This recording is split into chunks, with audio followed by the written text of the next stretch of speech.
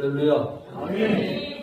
지난 52주간을 사랑으로 돌봐주신 하나님께 찬송과 감사와 영광을 올려드립니다. 아멘. 우리 옆에 분들과 한번 인사합니다. 당신을 사랑합니다.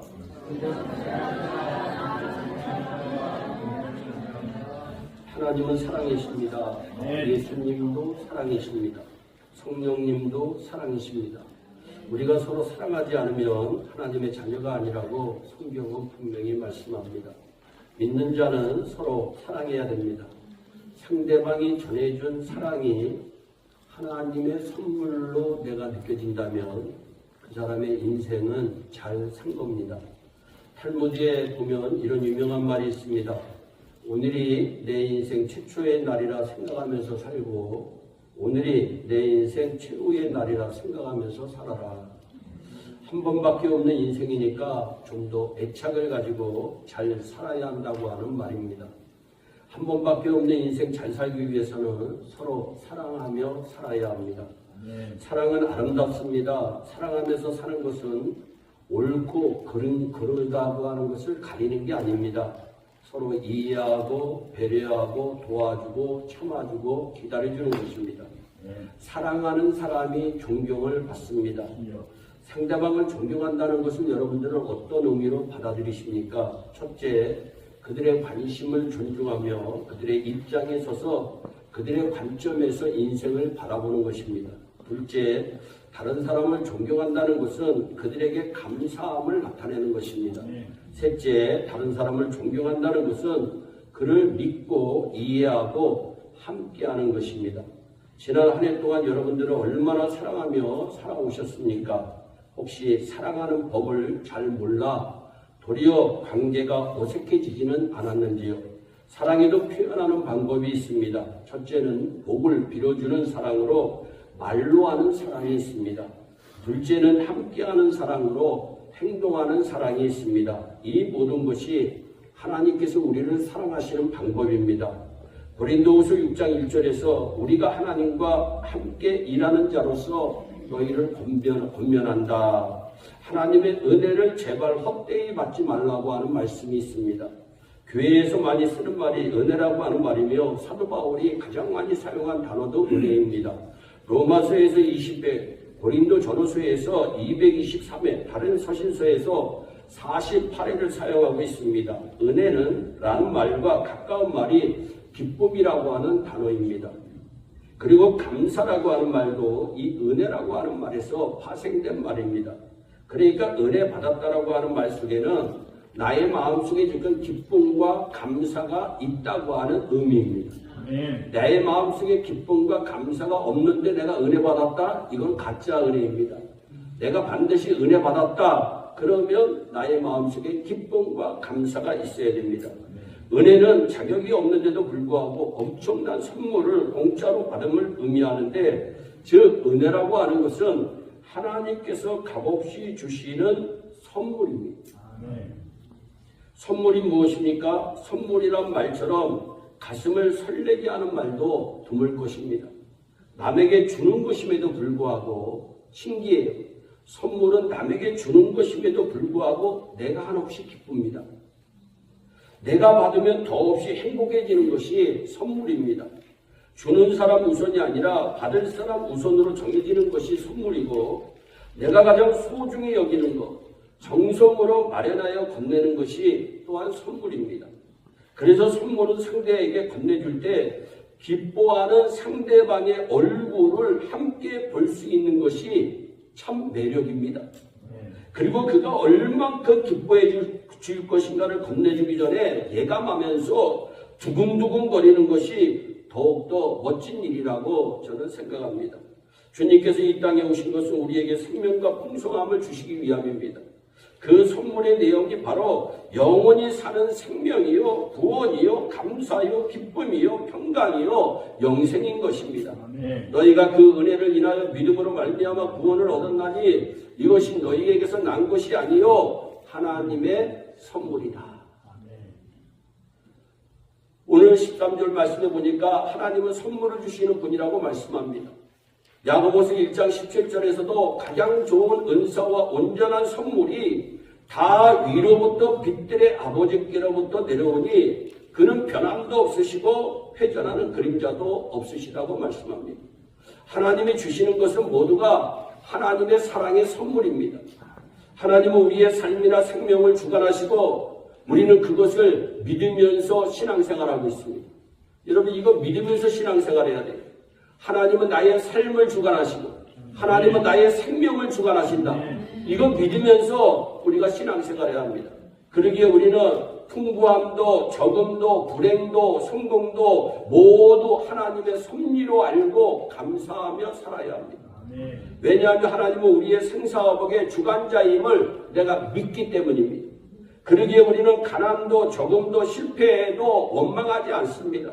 그리고 오늘의 불행한 역사도 그 배후에 하나님께서 함께 하심을 믿고 감사하며 사는 것인 줄로 믿습니다. 미국의 어느 부부가 뉴욕에 있는 무역센터에 가기 위해서 비행장으로 가던 도중에 갑자기 타이어가 펑크나 교체하느라 시간이 늦어져 비행기를 놓쳤습니다. 그때 그 부부는 굉장히 속이 상했습니다. 왜 하필이면 이 순간에 펑크가 나서 비행기를 놓치게 되었는가 생각할수록 재수 없는 날이네 생각했습니다. 그런데 이 부부는 몇 시간 후에 뉴욕 무역센터가 불타고 있다는 뉴스를 TV로 봅니다. 비행기를 놓치는 바람에 그만 그는 9.11 테러를 면할 수 있었던 것을 알고 이것이 하나님의 은혜라고 생각하고 하나님께 감사기도를 드립니다. 그리고 뉴욕에 사는 아버지에게 전화를 해서 그 소식을 전합니다. 아버지, 내가 차가 타이어가 펌프가 나가지고 비행기를 못 탔는데 내가 비행기 탔으면 큰일 날 뻔했습니다. 근데 이 아버지가 직업이 소방관이었어요. 아버지가 그 소식을 듣자마자 자기가 쉬는 날에도 불구하고 9.11 그 테러 무역센터로 달려갑니다. 그리고 사고 현장에서 인명을 구조하다가 빌딩이 무너지는 바람에 그만 사망하고 맙니다. 이것은 또 웬일입니까? 여러분, 이것이 은혜입니까? 아니면 불행한 일입니까? 아들 부부는 자신들이 구출되는 은혜에 감사하고 있는데 아버지의 죽음으로 다시 충격을 받습니다. 순간 이 부부는 자신들을 살려주신 하나님이 왜 또 아버지를 불러가셨는지 이해가 되지 않아 신앙적으로 대혼란이 찾아옵니다. 게다가 불행한 것은 아버지가 그때까지 하나님을 믿지 않았기 때문입니다. 그렇게 하나님이 하시는 일에 대해서 의문으로 혼돈을 겪는 동안 3개월의 시간이 훌쩍 지나갑니다. 그런데 어느 날 갓난아이를 아는 부부가 그 집을 놓고 합니다. 찾아왔습니다. 그 여인은 임신 7개월 때 무역센터에 근무 중이었는데 그만 9.11 사고가 발생하였고 급히 아래층 계단을 내려가고 있는데 그때 사망한 그 소방관 아버지가 그 부인을 부축해서 아래층까지 내려오는 것을 도와주었다는 겁니다. 그러면서 한 가지 더 놀라운 사실을 이야기합니다. 그 여인이 함께 계단을 내려오는 동안 그 아버지에게 전도를 했다는 겁니다. 예수를 믿습니까? 아직 믿지 않고 있습니다. 아직도 늦지 않았으니 예수를 영접하세요. 그러자 이 소방관이 그럼 자식들도 믿고 있으니 나도 예수를 믿겠다고 해서 계단을 내려오는 중 서로 손을 잡고 영접 기도를 했다고 얘기합니다. 그리고 여인을 아래까지 무사히 내려다주고 또 다른 사람을 구하려고 빌딩으로 올라갔다가 변을 당한 것입니다. 그 사건이 있고 3개월 후에 이 아이가 태어났는데 그 아이 이름을 사고를 당한 그 아버지의 이름으로 지었다면서 아이를 데리고 온 것입니다. 여기에서 우리의 바람 한 가지가 있어요. 아버지가 그때 예수도 영접하고 무사히 집으로 돌아와 오늘 그 사람들과 그 아이를 만났더라면 얼마나 더 좋았을까. 그런데 그것은 인간 편에서 할 수 있는 생각입니다. 하나님이 이 세상에 더 큰 감동을 주기 위해서 사람들에게 때로는 십자가로 지우신다고 하는 사실을 기억하시기를 바랍니다. 하나님은요 신기해요. 눈물이 있고 무릎을 꿇고 금식하는 것을 참 좋아하세요. 사도 바울이 나는 죄인 중에 괴수라고 고백할 때 주님의 사랑을 받습니다. 야곱은 약본가에서 눈물을 쏟음으로 다시 은혜를 잊게 됩니다. 다윗은 매일 밤 침상을 적시는 눈물을 흘림으로 하나님으로부터 다시 부름을 받습니다. 사도 바울도 택함 받은 것을 은혜라고 말합니다. 부름 받은 것도 은혜, 믿음을 갖게 된 것도 은혜, 하나님이 우리를 살리신 것도 은혜, 고난 중에서 건진 받은 것도 풍부와 넉넉함과 성공만 은혜가 아니고 때로 결핍도 은혜요 감사라고 고백합니다. 사도 바울은 몸에 병을 지니고 있었습니다. 병을 고쳐달라고 기도했더니 내 은혜가 족하니 그대로 살라고 하나님께서 말씀하십니다. 그래서 그때 그는 깨닫습니다. 나는 나의 약함을 자랑한다고 고백합니다. 그때부터 바울은 풍부와 건강만 은혜가 아니고 결핍도 병도 은혜라고 고백을 합니다. 우리는 모두 그리스도인들입니다. 그러기에 우리는 죽으나 사나 죽으나 또 감사하며 금년 한 해 우리가 겪은 모든 것을 사랑의 선물로 받아들여야 합니다. 우리가 겪은 모든 것은 하나님께서 내게 필요해서 주신 은혜요 사랑의 선물인 것입니다. 선물에는 두 가지가 있는데 첫 번째는 사모하는 마음이 있어야 합니다. 여러분 누구에게 선물을 해보신 적이 있으실 것입니다. 누구에게 선물을 한다는 것은 참 힘든 일입니다. 선물은 마음이 없이 되는 것이 아닙니다. 작은 것 하나를 장만해도 생각 없이 되겠습니까? 아무튼 누구에게 선물을 하는 것처럼 신경 쓰이는 것은 없습니다. 그래서 손쉽게 현찰로 우리가 하는 분들이 있습니다. 선물 받는 사람의 취향에 맞는 선물을 하기가 쉽지 않으니까 받으시는 분이 필요한 것사라는 의미에서 하는 선물인데 선물을 드리는 분이나 받으시는 분이나 다 좋아하는 것 같습니다. 사람의 마음에 맞게 필요한 선물을 하는 것이 그만큼 힘들다는 것을 나타낸 현실입니다. 그래도 죽어도 욕먹는다는 말이죠. 선물이 참 힘이 들어요. 여러분. 근데 성경은 말씀을 받는 자, 말씀을 전하는 자들과 함께 너가 좋은 것을 함께 누리라고 하는 말씀입니다. 함께. 우리가 이 선물이라고 하는 의미에는 함께라고 하는 의미가 있어요. 함께 기쁨을 나눈다고 하는 의미가 있습니다. 여러분 사모하는 마음은 단순히 단어 해설로 설명할 수가 없어요. 만나서 헤어져도 다시 보고 싶고 그리운 것이 사모입니다. 애태우는 심정이 사모입니다. 연애하는 사람들 보셨지요? 남녀가 서로 사랑하게 되면 사모하는 마음으로 가득해져서 눈만 감으면 그 사람이 생각이 나고 또 보이기도 합니다. 10사람이요 옆에서 이야기하며 떠들어도 그 사람의 소리만 들린대요. 그 사람의 소리만 들린대요. 그래서 어느 사모님은요 신기해요. 목사님들이 한 20명이 이야기하고 남편 소리만 들린다고. 남편 소리. 여러분 남편 소리만 들린대요. 지금까지도 사모하는 거죠. 여러분 그 사람의 소리만 들린다는 겁니다. 연애하는 사람은 아예 정신이 그 사람한테 빠져있는 사람 같아 보이는 것이에요. 밤이든 새벽이든 시간을 가리지 않고 만나고 선물을 얼마나 자주 하는지 선물하는데 돈이 얼마가 드는지 상관하지 않습니다. 이처럼 사모하는 마음은 사랑의 증거입니다.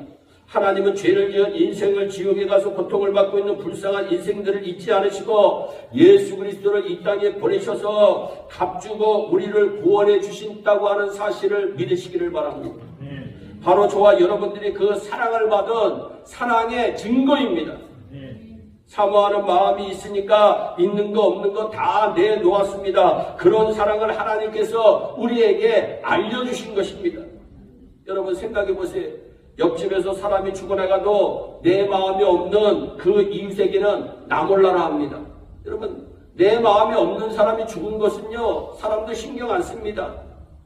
그러나 천리만리 떨어진 곳에 사랑하는 아들딸이 있고 애인이 있다면 사모하기 때문에 하루에 12번이라도 전화를 하고 여러분 지겨워하지 않습니다. 신기해. 돈을 들여서라도 만나면 무엇이라도 주고 싶은 마음이 있습니다. 사모하는 마음 때문에 내 것을 나누어 주는 것입니다. 그래서 값주고 사는 것입니다. 그렇습니다. 사모하면 인생이 그렇게 되는 것입니다. 사랑은요 신기해요. 물건도 필요하지만 그 속에 담긴 사모하는 마음이 더 중요하다.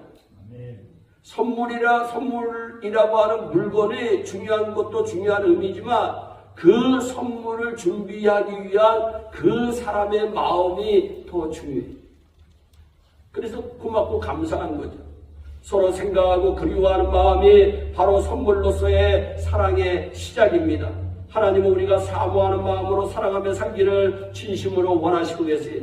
그래서 사모하는 마음이 있는 사람은 서로를 위해서 기도하기 시작합니다. 할렐루야. 인간의 관계는 남편과 나의 관계입니다. 그러나 여러분 예수 믿는 사람은 남편과 나와 플러스 하나님입니다. 믿으시기를 바랍니다. 그래서 우리가 기도해야 되는 것이에요. 여러분 세상 사람들은 남녀 두 사람이 서로 사랑을 하지만 우리 믿는 성도들에게는 우리를 만나게 하신 하나님이 애드가 되는 거예요. 그래서 하나님께 우리는 기도를 해야 됩니다. 남편을 위해서, 아내를 위해서, 부모를 위해서, 자녀를 위해서, 이웃을 위해서, 성도를 위해서 서로가 서로를 향해서 그리워하는 마음, 사모하는 마음으로 기도를 해야 합니다. 기도하면 하나님이 응답하시고 놀라운 축복을 주실 걸 믿기 때문이에요. 그래서 하나님의 선물은 사랑입니다. 사랑 안에는 사모하는 마음이 있습니다. 사모하는 마음이 있으면 우리는 기도해야 됩니다. 그 사람을 위해서. 여러분 그 사람을 위해서 가장 중요한 게 무엇이냐? 기도해 주는 겁니다. 기도해 주는 겁니다. 그래서 사도 바울도 우리를 위해서 기도해 달라고 얘기하고 있습니다. 여러분 우리 성도들이 꼭 제가 부탁드리는 것은 하루에 한 번 이상 이 부족한 종과 우리 중직자들을 위해서 기도해 주시기를 바랍니다. 둘째는 하나님의 선물은 뭐냐? 선을 행하는 것. 선을 행하는 것.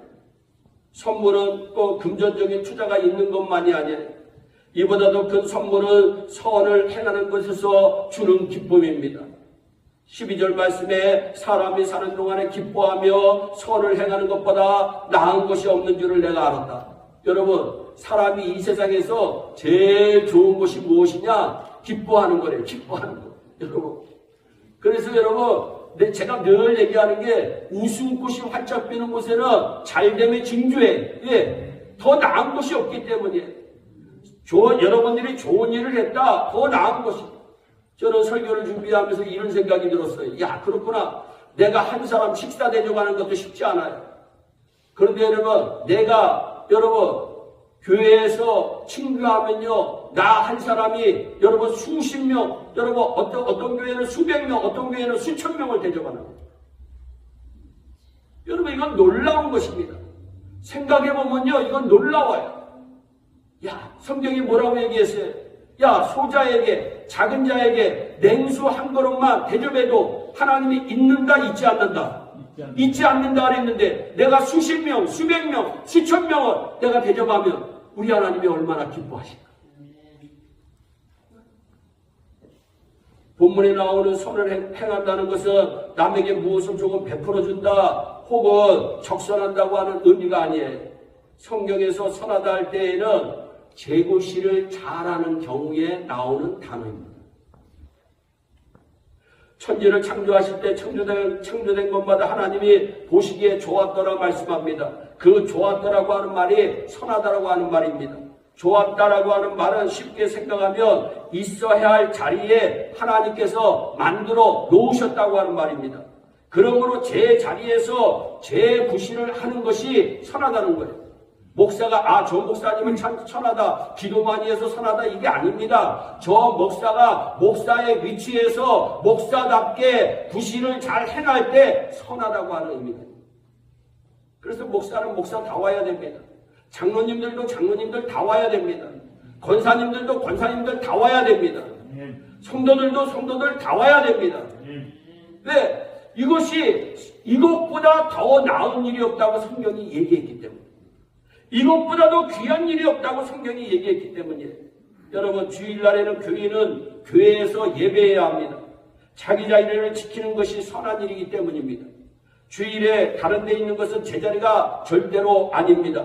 하나님께 예배를 드리고 있는 모습을 보고 성경은 하나님은 보기 좋다 또는 선하다고 우리에게 말씀하시는 겁니다. 우리가 하나님께서 나에게 맡겨주신 내 본분, 내 사명, 내 자리에서 내 구실을 기쁨으로 잘할 때 하나님은 선하다고 분명히 말씀하시는 겁니다. 여러분 가정에 돌아가면 아버지가 있고 어머니가 있고 아들이 있고 딸이 있어요. 아버지가 제 자리에서 재구실을 하면 우리는 그 가정은 아름답고 선한 가정이라고 얘기해요. 그런데 아버지가 남편 구실하지 않습니다. 어머니가 야 나도 이제 지겨워. 여러분 어머니 구실하지 않습니다. 그러면 그 가정권이 뭐가 되겠어요? 아들이나 딸이나 엄마나 아빠나 전부 제자리에서 제 구실을 잘하며 살아갈 때 성경은 선하다고 표현하는 것입니다. 그런 가정이 선한 가정입니다. 하나님 보시기에 좋다라고 하시는 거예요.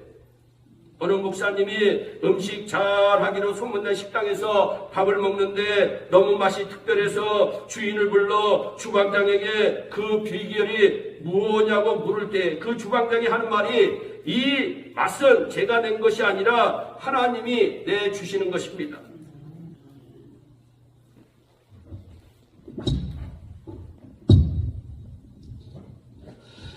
하나님이 내주시는 것입니다. 이렇게 얘기를 하더라는 거예요. 그러면 어떻게 하나님이 맛을 내주십니까? 물어보니까 저는 음식을 만들 때 하나님께 기도를 드린대요. 여러분들도 한번 실행해 보세요. 사업하시는 분들. 기도를 드린대요. 하나님 이 음식을 만들어주세요. 하나님 이 음식을 제발 좀 만들어주세요. 맡기고 난 다음에는 찬송을 부르면서 만든다고 합니다. 할렐루야. 그랬더니 맛이 하나님의 맛이 난다는 거예요. 하나님의 맛. 그래서 목사님이 주인한테 그랬답니다. 이분은 하나님이 당신에게 보내신 선물입니다. 이처럼 선을 행하는 것은 그것도 기쁜 마음으로 우리에게 맡겨진 일을 잘 감당할 때에 그 또한 하나님의 선물이 되는 것이 하나님의 선물이 되는 겁니다. 13절에 사람마다 먹고 마시는 것과 수고함으로 낙을 누리는 것이 하나님의 선물인 줄을 알았다고 얘기하고 있어요. 여러분 지난 1년 동안 먹고 마시는 것도 복이요 수고함으로 즐거움을 누리는 거 하나님의 선물이라고 말씀하고 있어요. 내가 열심히 땀을 흘려 일해서 얻은 그것으로 내가 먹고 마시고 즐거워한 거 하나님이 나에게 주신 축복이요 선물인 줄 믿으시기를 바랍니다. 그래서 우리 일생 전체가 하나님의 선물입니다. 어느 목사님께서 한국 소우리교회에서 79세에 세상을 떠나신 이연복 원로 장로님의 장례식에서 깨달은 것을 글로 쓰신 글을 읽은 적이 있어요. 많은 분들이 이연복 장로님을 존경하는 이유가 있었습니다. 첫째로 장로님은 교회를 정말 사랑하신 분입니다. 심지어 본인의 주택보다 교회를 먼저 건축해야 한다며 교회를 우선 중심으로 신앙생활을 하셨다고 그래요. 둘째로 목회자를 정말 사랑하신 분입니다. 장례식에 오신 분들이 굉장히 많이 오셨는데 전임교육자, 출신교육자 다 오고 기타 이웃교회 교육자들이 자리를 가득 메운 것만 보아도 그분이 알 수 있었다는 거예요. 셋째로 자녀들을 오직 신앙으로 양육하셨다는 겁니다. 스라의 2남 3녀의 자녀를 두시고 정말 최선을 다해서 주님을 섬겼으며 교회를 충성하였고 가정을 믿음으로 세우셨던 분입니다. 이연복 장로님의 생애는 후회 없는 생애를 성공적으로 사셨던 분이라고 이 목사님은 깨닫고 글로 표현합니다. 사랑하는 성도 여러분, 우리는 하나님의 선물이 될 수 있습니다. 여러분, 지난 1년 동안 여러분들과 가까이 계신 분들에게 얼마나 하나님의 선물로서 살아가고 있습니다. 그래서 여러분, 혹시 여러분들이 저 왼수덩어리 이런 얘기 들었으면 큰일 납니다. 여러분, 당신은 하나님의 선물이야. 여러분, 말만 들어도 얼마나 행복합니까? 내가 지금까지 어떤 인생을 살아왔던지 그거 여러분 다 하나님의 선물이라는 거예요. 그러니까 낙심하지 말라는 거예요. 절망하지 말라는 거예요. 내 인생 왜 이렇게 됐느냐 여러분 걱정하고 염려하지 말라는 거예요. 잘 살아왔다는 거예요. 하나님이 선물로 주신 거라는 거예요. 내 인생이 내가 어떻게 살아왔던 그냥 맡겨진 일에 우리는 충성을 하시면 됩니다. 나 때문에 가정이 직장이 교회가 민족 앞에 다 좋은 하나님의 선물이 될 수 있기를 주의 이름으로 축복합니다. 우리 옆에 분들과 한번 인사합니다. 나는 당신의 하나님의 선물입니다. 네. 얼마나 말만 들어도 옆에 계신 분이 여러분, 하나님이 여러분에게 주신 하나님의 선물입니다. 할렐루야. 우리의 인생 여러분 많이 남아있지 않습니다. 주어진 하루하루의 삶을 최선을 다해 살 때 하나님이 주신 분복을 감사하며 누리시기를 바랍니다. 한 번 가면 다시 돌아올 수 없는 짧은 인생 후회 없이 살아가시기를 바랍니다. 훗날 하나님 앞에 섰을 때 잘했다고 칭찬받는 우리 모두가 된다면 얼마나 기쁠까요? 하나님의 선물이 오늘 이 귀한 시간에 저와 여러분들에게 넘치시기를 주님의 이름으로 축복합니다. 기도하겠습니다. 사랑의 하나님 참 감사합니다. 오늘도 하나님의 선물로 예배할 수 있게 하시고 하나님의 선물로 건강 누리게 하여 주시고 하나님의 선물로 가정이 평안하게 하시고 하나님의 선물로 하나님께 영광스러운 예배 드릴 수 있도록 복을 내려주신 것 감사합니다. 주여 앞으로의 인생도 하나님의 선물답게 이 인생 살아갈 수 있도록 주여 우리 예일의 온 성도들에게 복을 내려 주옵소서. 감사하고 예수님의 이름으로 기도하옵나이다. 아멘.